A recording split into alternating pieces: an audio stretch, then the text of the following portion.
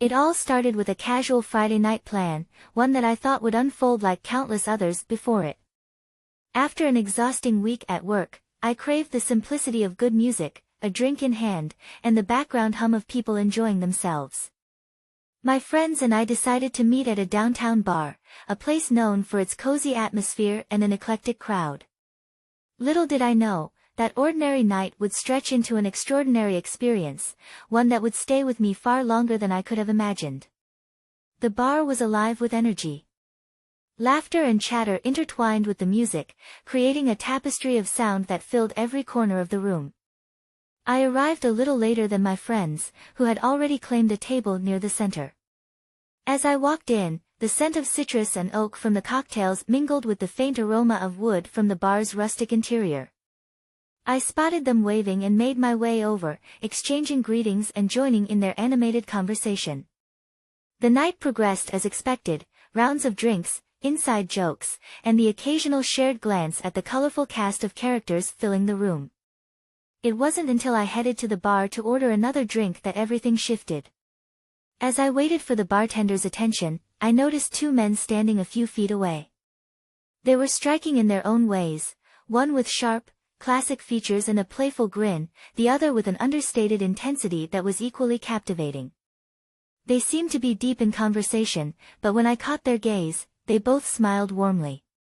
"Waiting for your drink?" the taller one asked, his voice friendly and open. "Looks like we're in the same boat," I replied, gesturing toward the bartender who was busy mixing an elaborate cocktail for someone else. "I'm Daniel," he said, extending a hand. "And this is Lucas." The introductions were simple, yet the energy between us felt charged. Daniel was the kind of person who could make anyone feel at ease, a natural storyteller with an infectious laugh. Lucas, on the other hand, was quieter but no less engaging, his words deliberate and thoughtful, as though he chose each one with care. We started chatting, and before I knew it, I'd completely lost track of time. Their conversation was captivating, pulling me in with stories of their travels, their hobbies, and their lives. When the bartender finally arrived, Daniel turned to me. "What are you having?" "It's on us." Normally, I'd politely decline, but there was something about their demeanor that made me accept. We toasted to nothing in particular and continued talking, the connection between us deepening with each passing minute. Eventually, I realized I'd been gone from my friends for far too long. "I should get back," I said reluctantly, motioning toward their table. Daniel looked over and grinned. "Or you could stay here with us." There was no pressure in his voice, just a suggestion that carried more weight than I expected. I hesitated, glancing between them and my friends, who seemed perfectly fine without me.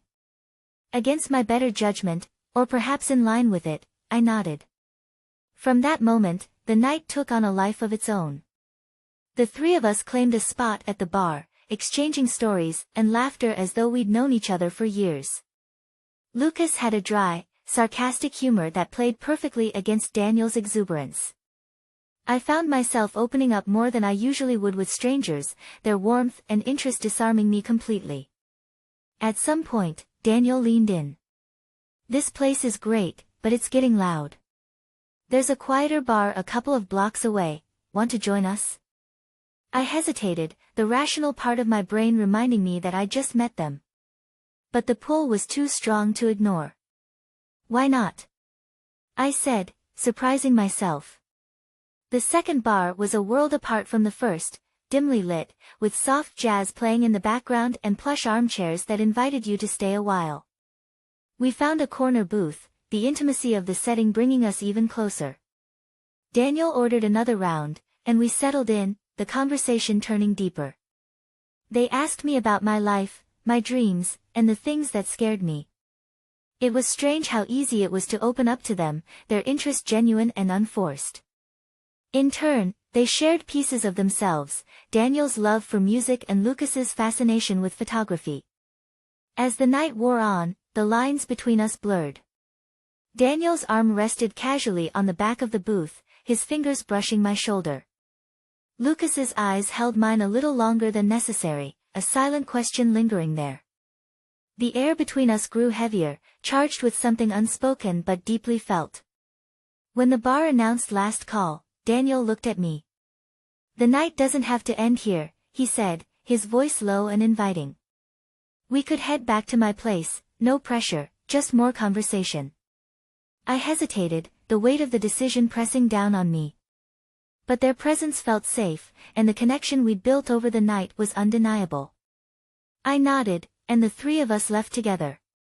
Daniel's apartment was exactly as I'd imagined, eclectic and warm, filled with books, records, and photographs that told the story of his life.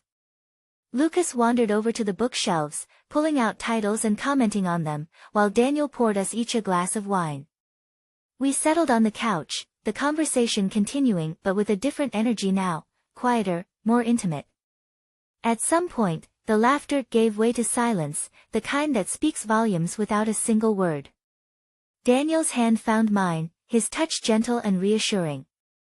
Lucas moved closer, his gaze steady and searching. What happened next was a blur of emotions and sensations, a night of connection, vulnerability, and exploration that defied the boundaries of anything I'd experienced before. It wasn't just about attraction or desire, it was about trust and the courage to let go of expectations. When morning came, the sunlight streaming through the windows felt like a soft embrace, warming the room and the connection we'd forged. Daniel stirred beside me, his face relaxed in sleep, while Lucas was already awake, his expression thoughtful as he watched the light play across the room. "Good morning," he said softly, a small smile tugging at his lips.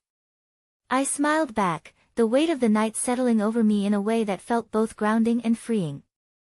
The three of us shared coffee and quiet conversation, the morning light casting everything in a golden glow.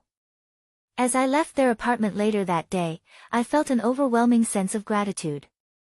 The night had been unexpected in every way, a reminder of the beauty that comes from stepping outside your comfort zone and embracing the unknown. It wasn't just a night of fleeting connection, it was a moment of transformation, one that would stay with me long after the sun had set again.